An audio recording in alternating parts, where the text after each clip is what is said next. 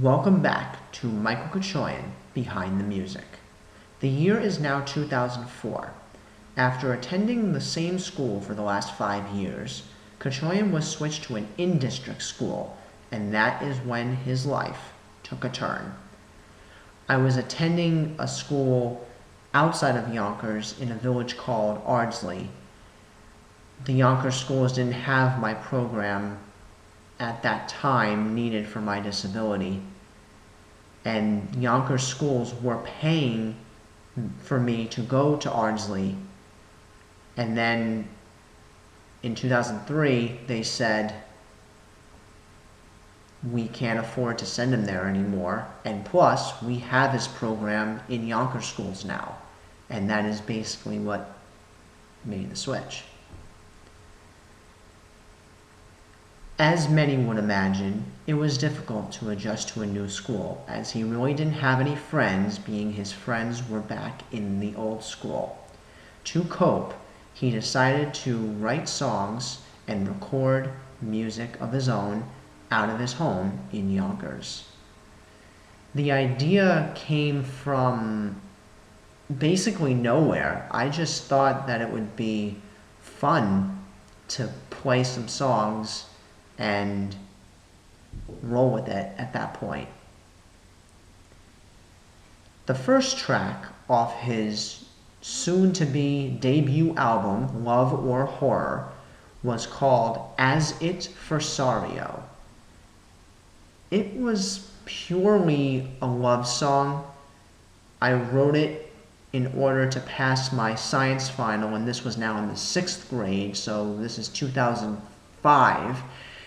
And I thought it would help me relax if I wrote a song the night before the exam. Hopefully I'd pass, and well, I did. I got an 85. Cachoian became fairly popular among his peers after the release of his debut studio album in the summer of 2005. I started playing a few songs at the end of 6th grade to some classmates, and they loved it, particularly Life is Like Slavery. That was the second single off the album, and it was the most successful as well on that album. The album also garnered another moderately hit single, Vacation in Las Vegas, which was the debut single. Critics praised it for very upbeat and carefree lyrics. The song was given the vibe from, I guess, Beach Boys-esque songs, like Surfin' USA and Fun, Fun, Fun. There's even actually a reference to Fun, Fun, Fun in the song. We'll have fun, fun, fun, having fun, fun, fun. And it is still one of my favorite songs to date. Vacation in Las Vegas and Life is Like Slavery fronted the album and brought it to cult success among peers at his middle school in Yonkers. It was fairly amateurish because it was the first record. I cannot say it was my favorite record, but you cannot deny the first record is relatively important, because without the first record there'd be no second or third or fourth. Just like people say George Washington is our best president because the country would not exist if he had never been born.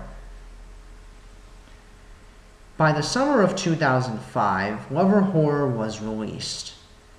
It generated initially mixed reviews from critics, as many criticized the interpolations of songs from the 60s and 70s, but Cachoian has stated that he used those interpolations in order to give the album a listen with a familiar sound. I used Heaven Knows by Donna Summer in Strong. I used Piano Man and Miss Leslie. I even released a cover of What a Wonderful World, Louis Armstrong song, and I didn't know it at that time, but when an artist releases a debut record or sophomore record, which is the second record, they often put a cover song in it. Usually like 11 tracks, 10 originals, and one cover. And they do that in order to give a familiar tune to listeners that, oh, who the hell is this guy? Who the hell is this band? And you're, oh, well, here's What a Wonderful World. Oh, I know that song. Or here's Helter Skelter. Or Gimme Shelter. Or I Can't Get No Satisfaction. Or any like classic 50s, 60s song by a band that has never broke ground in the mainstream before. The album included 11 tracks and was roughly just over 35 minutes long. It was not an increasingly popular record as compared to his later releases, but it did lay the groundwork for his later work. It was the first record. You can't deny it. I'll always have a special place in my heart of the first record. I still play Vacation to Las Vegas and Life is Like Slavery in every show that I perform, and it is very nostalgic, being now I cannot believe it's almost 15 years old. Lover Horror is always going to hold a special place in my heart. When we come back, we will discuss Cachoian's further cult success with his sophomore effort, and then later tales of his fall from the music industry and hiatus. That's all going to come when Michael Cachoian, Behind the Music, returns.